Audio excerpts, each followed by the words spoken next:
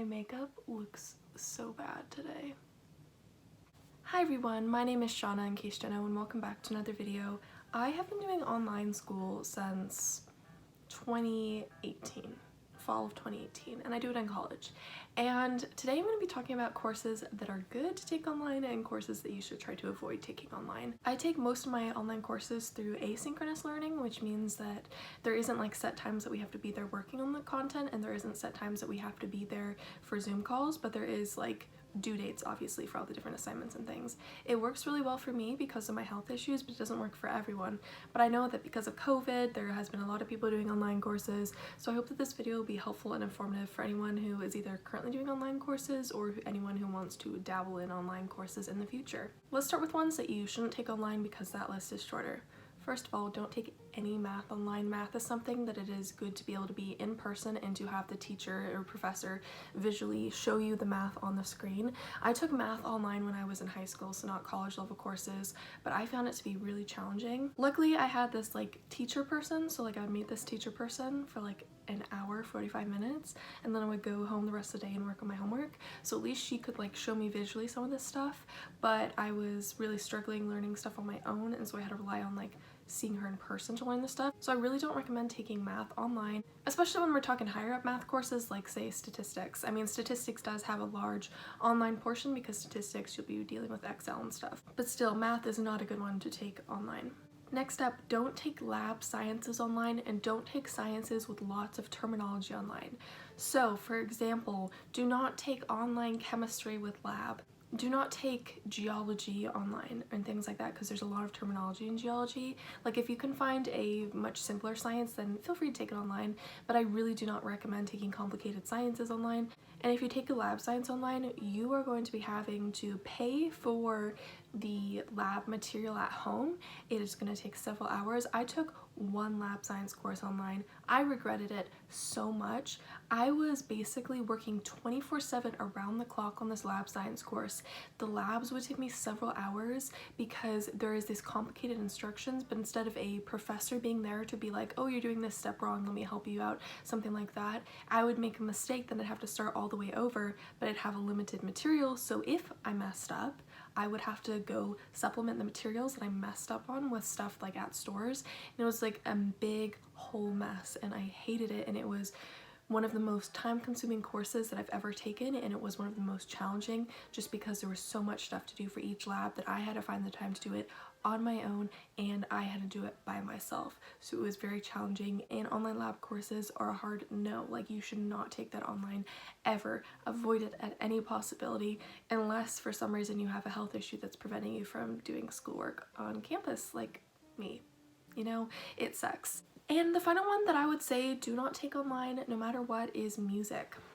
Music could mean band or choir where you're performing, or it could mean studying music. So the reason why is because if you're studying music and you weren't like performing, it really helps to have in-person discussions on it. I ended up dropping the music course I tried to take online, but I found that they were like requiring so much more of me in this course than what they did in in-person music courses.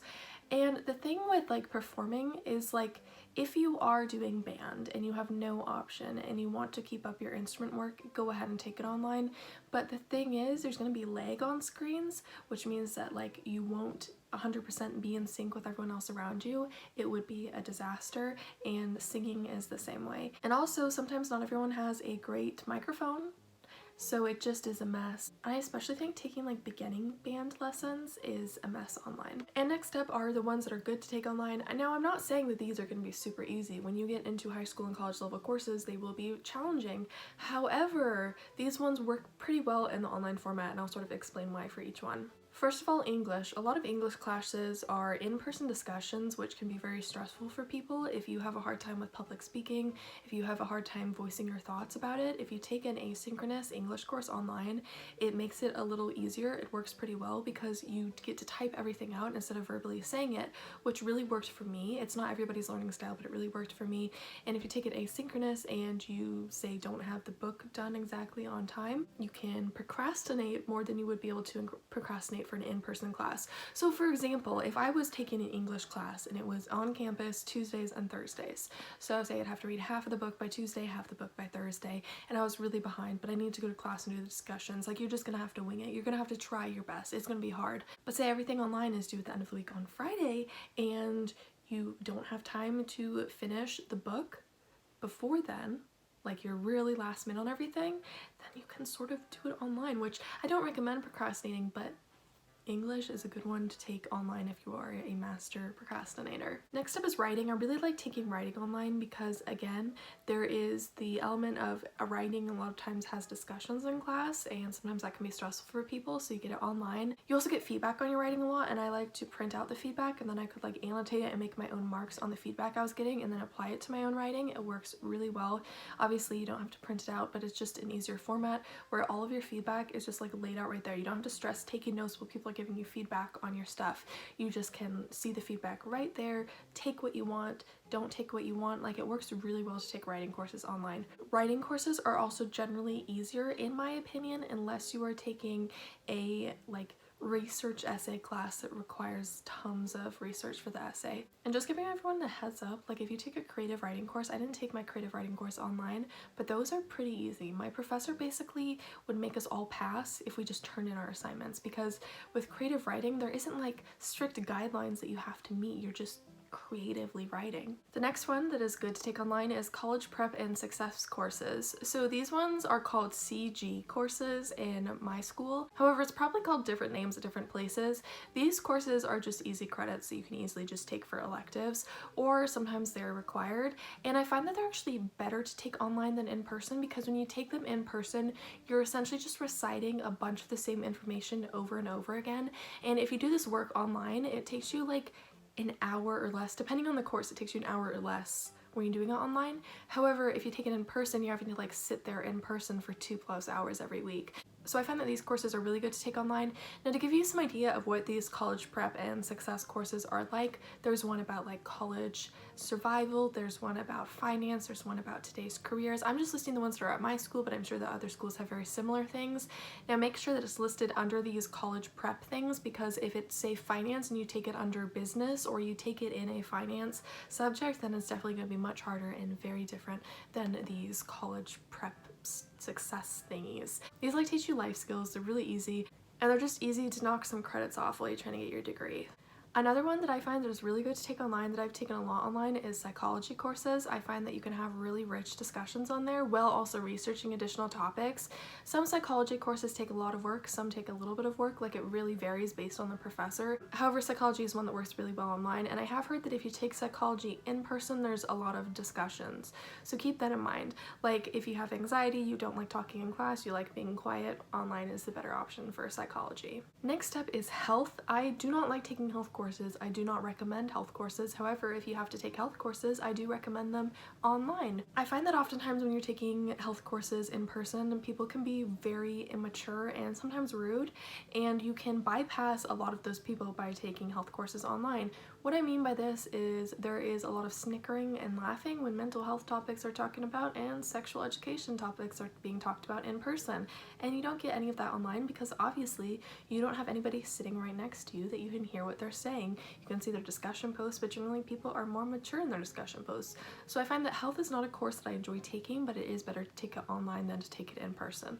Also, keep in mind that health courses vary in their content based on what school you take it at. So for example, I took health courses at my middle school and high school, well, the first high school I was at, then I took one at BYU, then I took some at community college. And BYU just does online courses, so if you're in like high school, you can just take whatever courses you want at BYU online.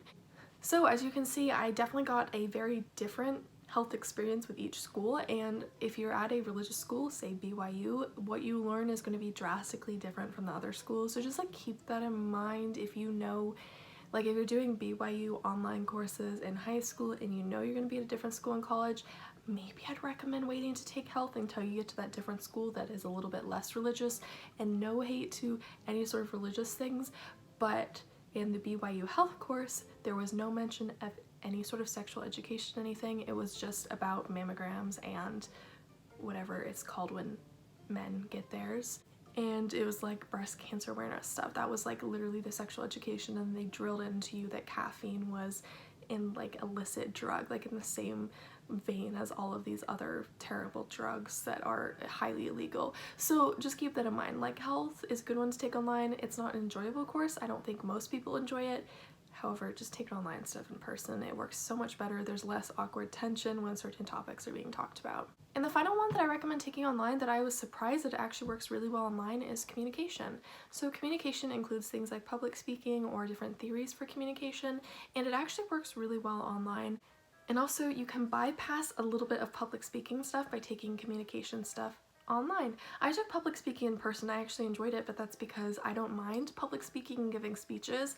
However, if you are not into giving speeches, definitely try taking communication online. I found that the textbook is pretty straightforward. The assignments were really easy. Communication courses are pretty easy. Just I feel like a lot of people avoid them because they aren't into public speaking and so they don't want to give speeches. So just take it online, and it's actually a fairly interesting course. So that was all for today's video. I hope you enjoyed it. If you did, feel free to give it a thumbs up and subscribe to me if you haven't already. I upload videos 2 times a week, so my next video will be uploaded next Tuesday, and I hope to see all of you there. Until next time, goodbye!